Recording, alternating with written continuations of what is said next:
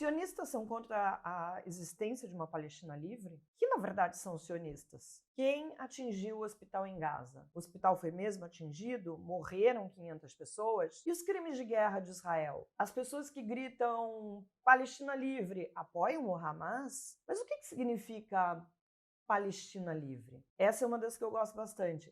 Como é que a gente tem informação independente? E Israel, sabe onde estão as pessoas que foram raptadas? Você tem um lado nesse conflito? Por que o Hamas atacou Israel? Se você não está confuso, é porque não entendeu nada. Eu sempre gostei dessa frase porque ela ajuda a gente a colocar os pés no chão e a nos distanciar de assuntos que são difíceis, de temas que são complexos e, portanto, não tem respostas simples. A guerra entre Hamas e Israel é exatamente um desses assuntos.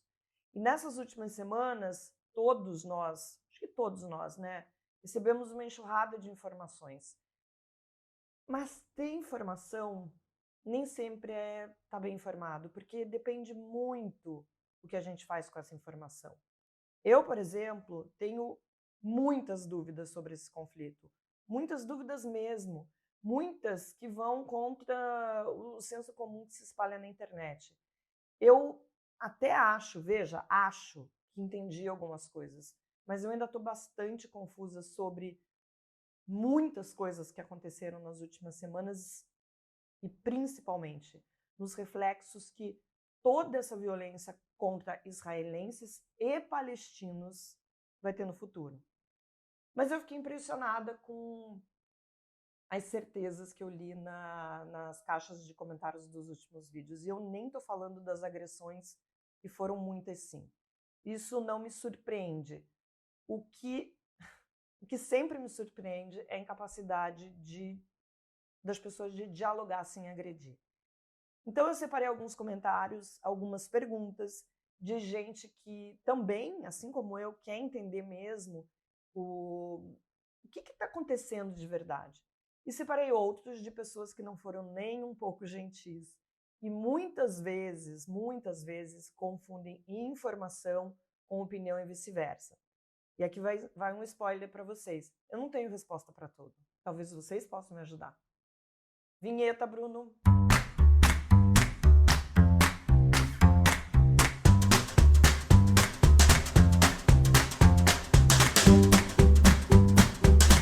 Antes da gente começar esse papo, deixa eu me apresentar para quem está chegando aqui agora. Eu sou Marilis Pereira Jorge, colunista comentarista do Meio.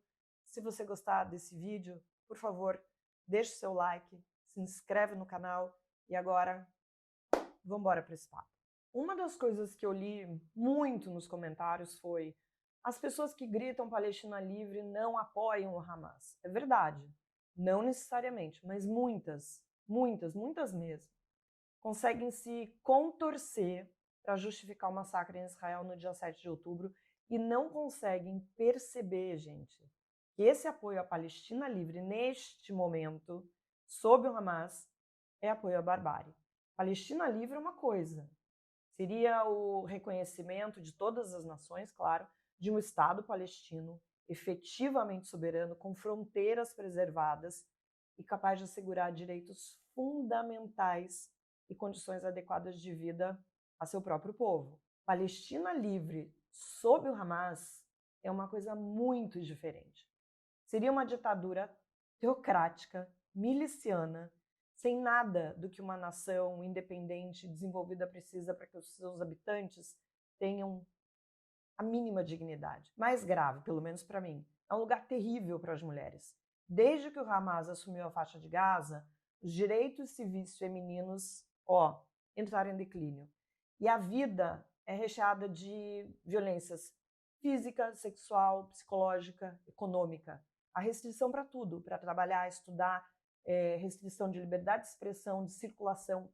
As mulheres não podem andar de moto, não podem fumar em locais públicos. Elas são desencorajadas a qualquer atividade de lazer ou mesmo, pasme, a denunciar incesto. Elas são mortas acusadas de crimes contra a honra. É um dos lugares no Oriente Médio que mais se destaca pelo número de casamentos infantis. Eu sei que a gente tem esse problema aqui, mas lá não é um problema. O testemunho de uma mulher vale menos do que o de um homem. Desigualdade de gênero é a norma. E eu não estou falando sobre desigualdade de gênero como a gente vive aqui no Brasil. É sobre mulheres que são consideradas mercadoria, cidadãs de segunda categoria. É um lugar, gente, onde gays são caçados e mortos. Homossexuais palestinos fogem, pedem asilo fora ali da faixa de Gaza. Então, é possível falar de Palestina livre sob o Hamas? Para mim, é a mesma coisa que defender o Talibã no Afeganistão. Vamos lá! Tem 2 semanas eu fiz um vídeo explicando por que tinha uma rave tão perto da fronteira com a faixa de Gaza. Veja, eu expliquei por quê. Eu não disse se concordo, eu não disse se discordo, se eu iria numa rave naquela região. Eu apenas trouxe informação. A minha opinião estava na indignação de ver gente relativizando as mortes. Foram inúmeros os comentários dizendo que eu estava passando pano para gente que estava se divertindo graças ao sofrimento alheio. Eu estava explicando como é o funcionamento da região. O mais curioso é que são as mesmas pessoas que estavam tentando encontrar uma justificativa para que cerca de 260 pessoas tenham sido brutalmente assassinadas. Pense nisso. Na semana passada, eu falei sobre o absurdo da imprensa dar manchete para uma notícia sem comprovação, que era o caso do tal bombardeio no hospital em Gaza. Eu falei que a imprensa não pode servir de relações públicas de grupo terrorista, desse grupo que acusou Israel e afirmou que 500 pessoas tinham morrido. Pelo menos 6 veículos de comunicação no Brasil fizeram isso. Fora do Brasil também aconteceu. E eu fui acusada de estar defendendo Israel, enquanto que o que eu defendia era uma apuração, só isso, gente, uma apuração responsável sobre o episódio que, se comprovado, configurava crime de guerra de Israel. Olha esse comentário. A senhora não consome informações, consome dados. Vou te fazer uma pergunta básica. O que é a verdade? A senhora sabe quem é o responsável pelo míssil? Então prove. Vamos lá. Até agora, o Hamas ainda não apresentou qualquer evidência comprovando essa versão do ataque. O Hamas, que é um grupo terrorista, informou ao New York Times que não conseguiu encontrar vestígios da munição do artefato, do míssil, sei lá o que teria atingido o hospital na semana passada e recusou-se a fornecer detalhes que confirmassem o número de vítimas informado pelo grupo, as 500 pessoas. A imprensa já tem versões diferentes de que o hospital está em pé, de que a tal bomba, ou seja lá o que atingiu aquele lugar, na verdade, atingiu o estacionamento e que o número de vítimas é algo entre 10 e 50. Isso não minimiza o problema. Eu acho que a gente precisa entender o que aconteceu lá. Se foi, de fato, um ataque premeditado de Israel ou se não.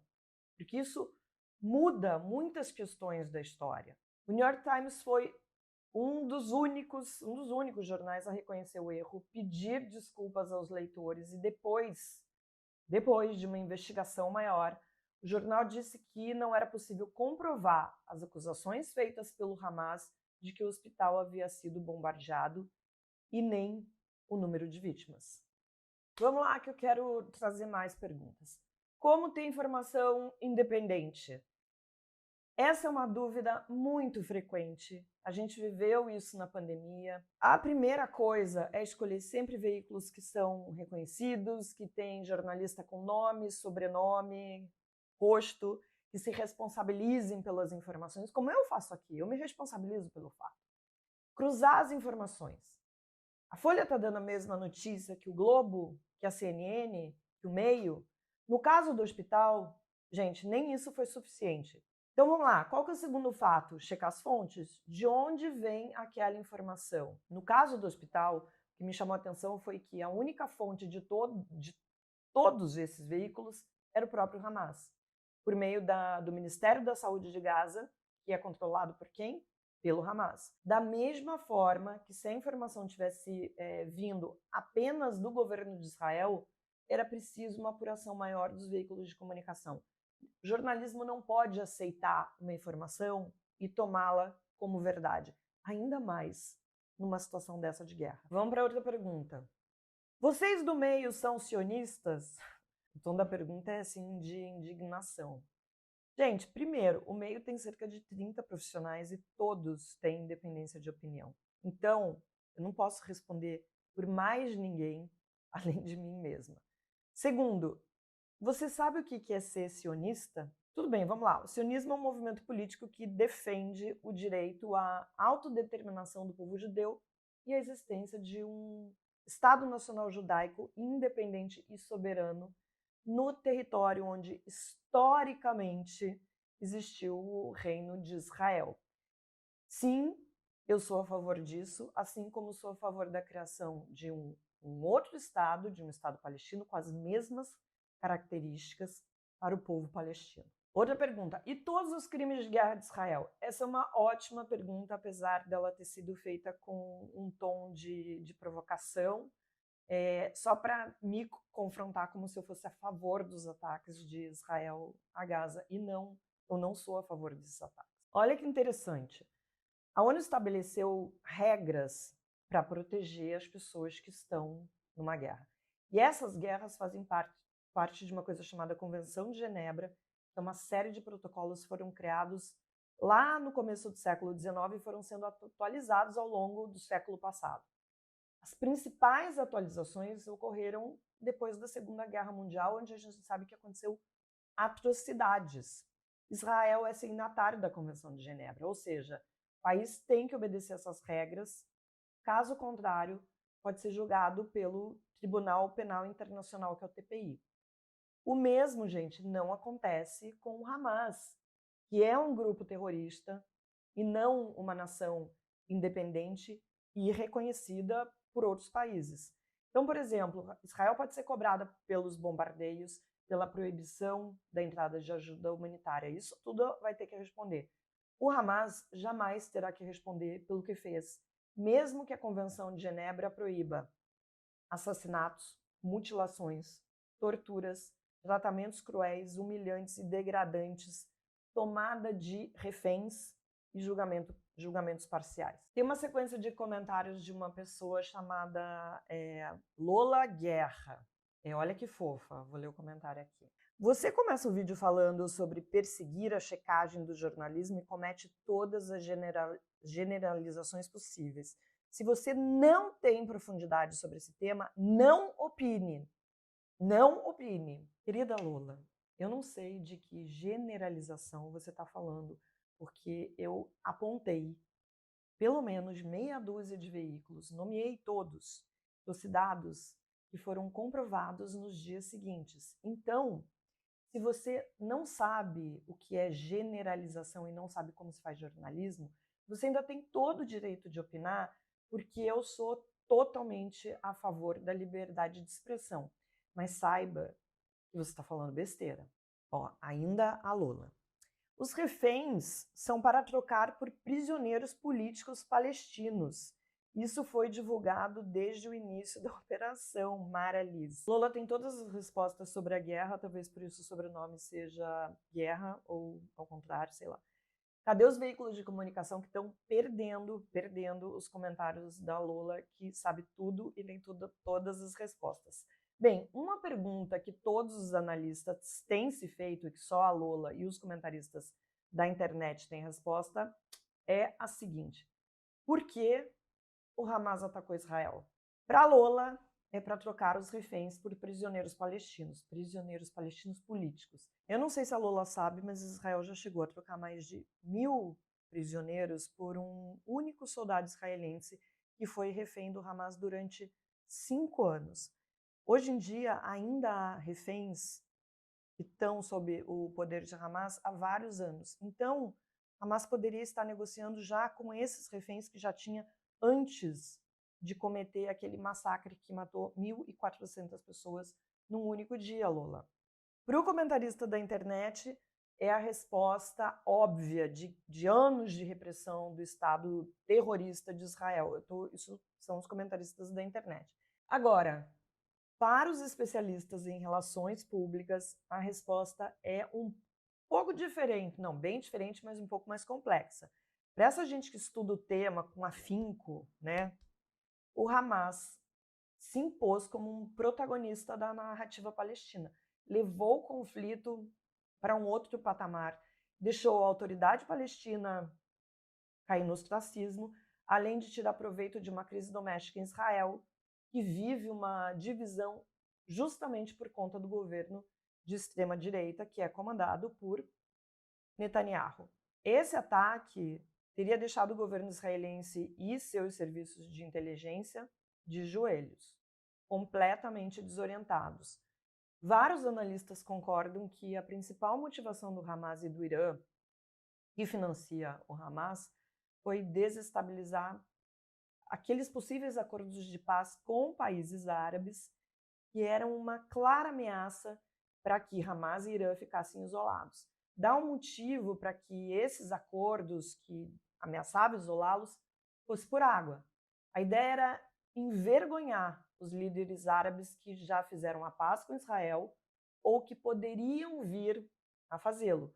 A análise que ganha corpo é de que o Hamas parece ter atingido o objetivo principal de paralisar, por exemplo, os esforços para a normalização das relações entre Israel e a Arábia Saudita, que vinha sendo articulado. Isso é uma informação que está em vários lugares. Uma das minhas fontes, que não é a Lula e nem nenhum comentarista da internet, professor de Relações Internacionais da FGV, Oliver Stunkel. Olha o que ele diz. Qual foi o motivo do Hamas matar mais de 1.400 cidadãos israelenses no último dia 7 de outubro?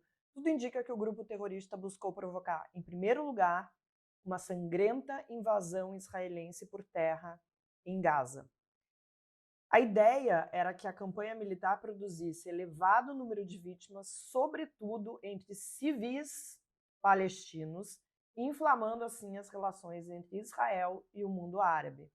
Dessa forma, efetivamente suspenderia ou até reverteria o processo de aproximação histórica entre os dois que vinha se estabelecendo ao longo dos últimos anos. Ele aborda essa questão da Arábia Saudita, que eu falei com vocês, deixando o Irã isolado no Oriente Médio, e aí ele fala o seguinte: nesse contexto, os palestinos eram vistos pelas lideranças do Hamas como meros peões. Afinal, era evidente que seria a população palestina e o projeto de um Estado palestino a sofrer as principais consequências negativas do conflito provocado pelo ataque. A lógica do Hamas, portanto, não era muito diferente daquela da Al-Qaeda, ao planejar os ataques terroristas de 11 de setembro de 2001, que buscavam provocar uma reação vingativa e irracional dos Estados Unidos. O que a gente está vendo de Israel? Uma reação vingativa e irracional. Vamos parar para pensar nisso? E ele diz mais: pelo visto, porém, Israel está prestes a cumprir o desejo do Hamas sem um plano claro do que virá depois. Mesmo um triunfo militar israelense contra o Hamas pode ser pouco mais do que as vitórias dos Estados Unidos contra o Talibã nos primeiros anos de guerra. Aos olhos do Hamas, cada palestino morto ou traumatizado se torna material valioso para promover o sentimento anti-israelense entre jovens nas ruas, não só de Gaza, mas também do Cairo, de Riad e Teherã, aumentando assim o custo político da normalização diplomática com Israel. Tem uma pergunta aqui da Thaís Belém. Não consigo entender se Israel sabe onde estão os reféns, como sabem onde atacar. Não tem o risco de acertar os reféns? Bom, essa é de fato uma preocupação. Thaís, veja bem, você já reparou que pouco se fala sobre os reféns?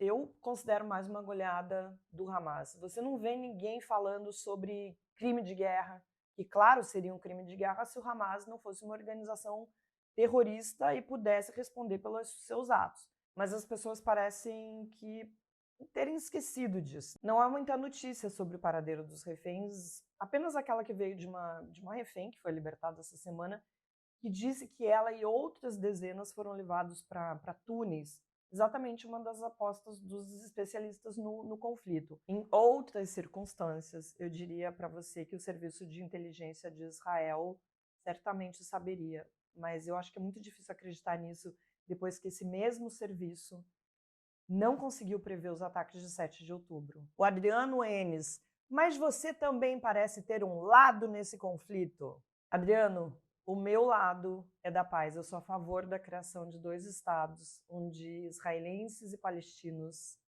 possam de verdade viver em paz. Mas eu não ando muito otimista em relação a isso, por conta de tudo que a gente tem visto. E falando em paz, tem mais uns comentários aqui que são bem rápidos que eu quero trazer para vocês. A Eloneida fala o seguinte: se pôr a Bíblia e o Alcorão na prateleira do museu vai ser fácil a paz. Eu concordo com a Eloneida. Infelizmente, a religião é a base principal dessa guerra. A Verônica da Silva, 909, ela fala o seguinte: a gente sabe que uma jornalista está indo por um mau caminho quando vemos vários bolsominions a felicitando por suas palavras, mas ainda as usando para disseminar mais fake news. Parabéns, Marilis. Verônica, eu quero dar parabéns para você. Acho que há 10 anos eu sou acusada de um lado ou de outro por pessoas que não se conformam, que eu tenho um pensamento próprio, que eu tenho opinião própria, e nem sempre você vai concordar com o que eu digo. Então, assim, eu passei os últimos anos do governo Bolsonaro sendo chamada de petista, de esquerda, de várias coisas pelas opiniões que eu tinha. Agora, porque eu não digo exatamente o que você quer ouvir, né? Que eu não digo exatamente o que vai acabar na narrativa que você já escolheu como sendo a verdade, agora você está dizendo que eu vou de mal a pior. Eu lamento. Te dei parabéns, mas na verdade, olha, eu lamento por você. Tem aqui pelo menos um comentário que não é ataque.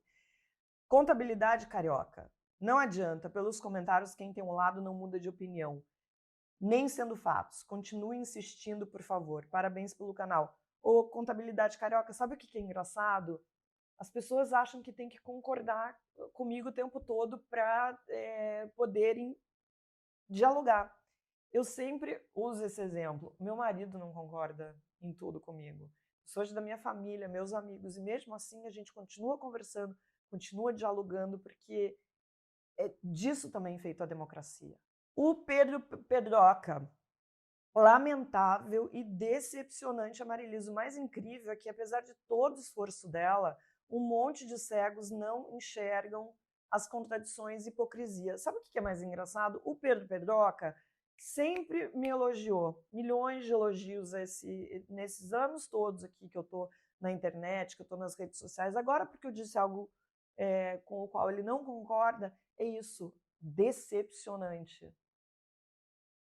Eu não deveria, mas eu ainda fico decepcionada com as pessoas que têm um pensamento tão míope, uma visão míope das coisas. Gente, eu fico por aqui, eu já me alonguei demais, esse vídeo já está muito maior do que normalmente eu faço, mas eu gosto de ler os comentários, gosto de saber o que as pessoas estão pensando, principalmente aquelas que estão abertas ao diálogo, à conversa, à procura do entendimento, à procura de entender todas essas questões que a gente trata aqui. Um beijo. Vou em paz.